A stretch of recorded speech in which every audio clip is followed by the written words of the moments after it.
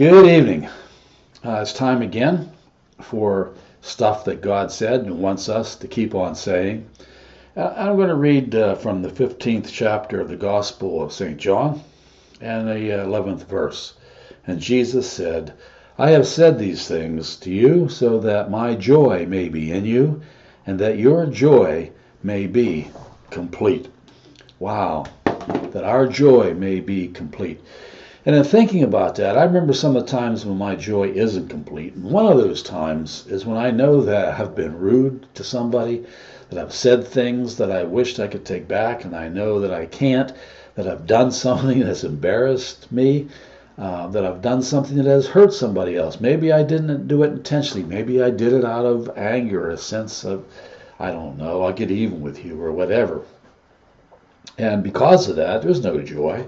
We know when we're not doing things that we ought to do. We know when this is not what the Lord has called us to be. And it takes our joy away. And yet we still can't forgive ourselves. We know we have grace. But I had used an illustration once in a sermon I had read in a book somewhere. And it was a person who carried a stone around with him, a little stone.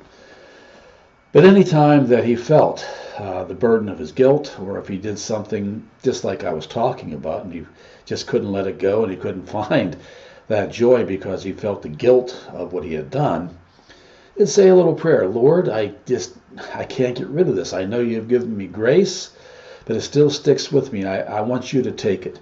In fact, I'm going to throw this thing that's bothering me as far from me as I can get it. I'm going to trust that you'll take the rest of it away. And he'd take that stone out of his pocket, and then he would throw it as far as he could throw it. Watch it disappear. There was something about physically doing that he was able to visualize something, and because of that prayer, he actually thought, yes, God has taken it away. God has taken the stone that I has cast. And he just said, my joy come back. I believe that. I believe we have to do things like that.